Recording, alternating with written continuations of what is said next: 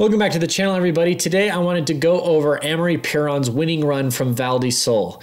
It was an absolutely amazing run. He won with over 5 seconds margin of victory, and I think there are a lot of lessons that we can learn as everyday riders and apply it to our own riding. I've been riding seriously for over 10 years, and I've gained a lot from looking at professional riders and their technique and how they ride. So I kind of wanted to share my thought process as I break down a winning run like this. We'll be looking at his POV run and trying to really see what were his decision makings. And this will be really beneficial on a track like Val di Sole, where there are many sections where there are 3, 4, or even 5 different lines you can take in different sections.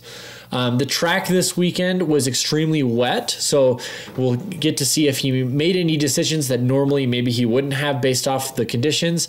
And then we also know that Val di Sole is probably the toughest track of the year. So with all that being said, let's get into the breakdown. Okay, comes out of the start gate right here. Left turn comes really inside on that one.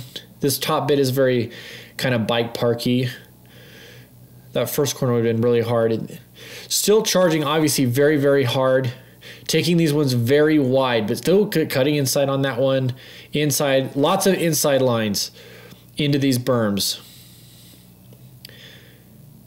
Not something that I think I would probably feel comfortable doing in the wet. Okay, here's our first line choice decision. So he's deciding to go down the center of the run, just like you would expect if it was a dry run. So he's not changing anything up. This looks like it's the most common travel path, so nothing insanely crazy right here. This is where he cuts, kind of deviates. You can see this path on this far left side, and in this middle where he is, this is where most of the riders are making their way down. This is actually making its way down to a right-hander, and we're going to see that he cuts up to the top half of the screen up here. Yep, he cuts up between these two trees. Now, if I had to guess, the main reason for this is that it's drier and it's not as beaten down as the rest of the runs. So Amaury Pierron did qualify first, so we know that he was the last to drop in. In wet conditions, the most traveled path is usually the slickest. So I don't know if that was 100% the reason why, but you'll often see riders ride on the edges of the most common path in order to try and keep as much traction as possible, rather than staying in the very, very center of runs where it's hard packed. Because where it is hard packed or there's braking bumps, that's going to be the slickest area, whereas like the spongy, untouched portions of the trail, you're going to have a lot more grip on. Also, riding in places that aren't as common, you're going to have way less roots and rocks that are going to be as exposed and hammered down from all the previous race runs. We do know, though, that practice was also very, very wet. This wasn't like race day was suddenly wet. And so through this off-camber section, he probably knew that A, he would have grip, and B, it was a more direct line to the corner, even though you can't see it. So we'll watch it again. He cuts through over this rock between these two trees and the high side of that route, and through that section super, super clean. Now, I paused it here because I wanted to go over this right here. Okay, me normally when I first watched this the first thing, I probably would have dropped straight off that pretty naively. Straight off, it looks like there's in the center there is a pretty noticeable rut. There's kind of a high line on the left if you came off over here, but he is going to gap to this high rut. Again, staying out of the middle where a lot of the riders are going to be going down. That's where it's going to be the slickest. That's where you're not going to have the most control. Now, it is a little bit of a rut and a seam, so it's going to push you straight down. But he's staying high, which there's 2 reasons for that. Again, like I said, there's the traction aspect, but also he is setting up for this left turn right here, which he cuts inside. A lot of these corners he's been cutting inside, which is super, super interesting to me.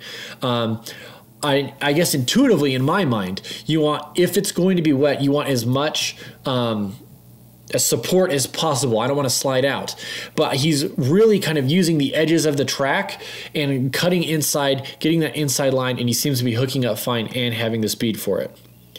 So now he's kind of riding the main rut. Yep, just staying as tight as he can. Okay, hard far left.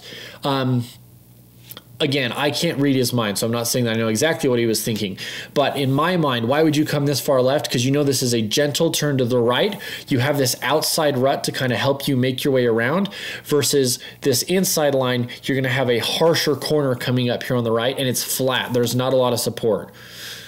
So coming through into this drop, landing in the center in the rut. He's using that as support. Kind of down this center area, staying right close to that tree, using this catch berm. When you don't have a lot of support, it's good to use the rocks and the ruts and everything else to use that as support if you can't get to the edges where it's better. It's not always better to try to find the soft traction, depending on how fast, or if you're touring hard. Sometimes it's better to just lock into that rut. Okay, here is another section I wanted to talk about. So he's coming over this bit. He had a little bit of a breather across the bridge, and he comes to this section right here. So again, me as a everyday normal mountain biker, I'm thinking I'm going right down the middle, kind of in the valley, or I'm going to hang right. He does not at all. He cuts left. He has this big compression off a drop immediately onto this shelf, which for me, as an everyday rider, I would have come wider and come up through the bottom. That's probably the safer route, but him being Amory Piron, way better than me, he's going to come over, compress. He knows, or is trusting, that he's going to have the traction to not slide out, because this is off camber, heading the gravity line is the fall line is going this way. And so he has the traction and he makes it through. Okay, he is, as we've talked about before, he's going like left side to right side across this whole track. And he's maintaining so much speed. Look, right side, now hard left side. He's going to catch that rut and jump all the way to the right where it's dry. Staying out of the common braking areas of everyone else. I'm sure it has more traction there. Off this drop. Cutting up. There was a rut there that I'm sure he followed. Okay, just kind of following. Okay, inside line. He probably knew from practice that even in the wet, he could still take this inside line. It was flowing well, and so he took it. The setup, the rut seemed to be just big enough that he could just push off it, and he didn't need a lot of setup for it. Cutting inside, not going onto the rocks, which again, I probably would have done as a non-professional mountain biker, thinking, oh, just take the support. But he's able to turn on the flat like this, using this inside. Again, as a normal everyday mountain biker, I would have probably gone left around this tree, not knowing. Or maybe if I were in the track, you go right. But it's clearly way faster, cutting right side of the track than left side of the track, and now he's back on the right side of the track. Staying low. Just riding the rut on that one. This was a part, if you watched Ben Cathrow's video before the video about the Chute of Chaos, highly recommend it. I'll keep it linked in the description below. This was a extremely wet spot. It was almost a river coming down this gully right here. So you're gonna see him navigate this very well. He makes that corner and goes high. So he's inside. Here's the tree. He comes inside, hugs the tree, and then goes out, catches the that berm really hard, and then pops out and around onto that shelf. That takes so much skill. This part right here, he's made it around, and boom. Just looking here, you can't really guess where he's gonna go. He lands money right there, which is insane. It's ridiculous. The accuracy to be able to perfectly put his tires exactly where he is. That's why he gets paid the bid bucks. That's why it's little things like that that you save so much speed from not having errors like this. Navigates that rock garden well, cuts high. Now he's just following the main rut, and then cuts in, exits the main rut. Main rut deviates. The main rut is going this way. It's taking the wider line. He is going down the middle, the straighter path, the inside line. This is a little bit more in the sun, so maybe he had more traction than some of the other riders. But he cruises straight down this inside line, get hung up on some rocks there, but it's so fast. It's insane. He just knows this track so well, obviously. I mean, obviously they get to practice and stuff, but knowing, okay, now this turn I have the support in this rut to go inside line. In this one, okay, I need to stay out of the main. I need to stay in the main rut. This one I need to stay out of the main rut. This is decisions that. That's why he gets paid the big bucks. It's how he. It's decisions that like this that most normal mountain bikers don't know to make. If I'm just navigating a trail, I'm just taking the normal route the whole way down, the path that most people are going to take. This is why I like watching runs like this. You can kind of see, oh, that isn't off camber so much that you can't make that corner. It's using your skills.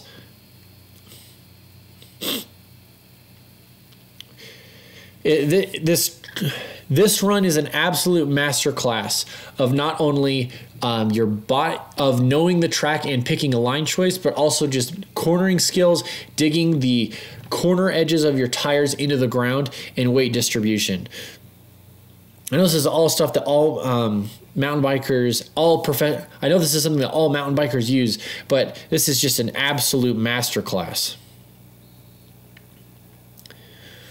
Following the normal rep, because you know that there's so many offshooting routes that you're going to slip up if you don't stay in the rut. Staying mostly in that main rut right now, off the top. While this looks super, this was a decision to go off this rock. This was not something that he did not do on purpose. You can see that there are a lot of riders who probably went up and over, but you're on an off camber section. Well, you will be off cambered by just the direction you're going into this.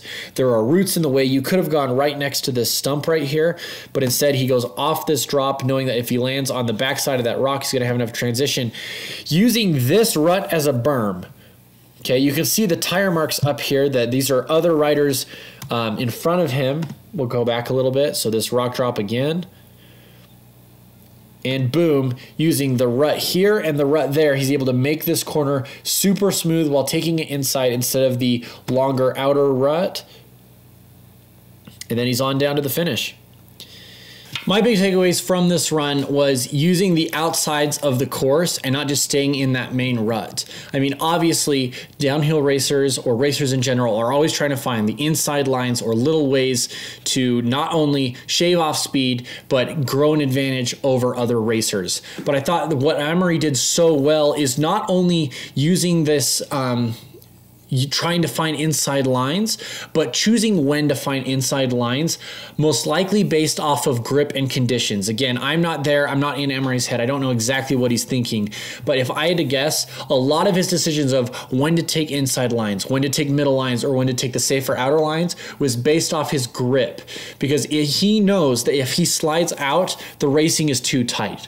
It's over. And so staying on the bike, riding the razor's edge of finding the all ounce of speed as you possibly can while still maintaining your grip is just so interesting and fun to watch. And I highly recommend anybody who wants to learn how to ride in wetter conditions, this is a masterclass on how to do it. So let me know what you guys thought in the comments of Amaury's run. I think it's absolutely amazing. As a big Amaury Piron fan, I was just giddy the whole time. This is such a sick run. Let me know what you guys thought of this style of video, and if you want me to react to the post races like this in the future, and I will be sure to follow your feedback. So with all that further ado, peace. I feel like I'm losing my mind. Is everybody in the world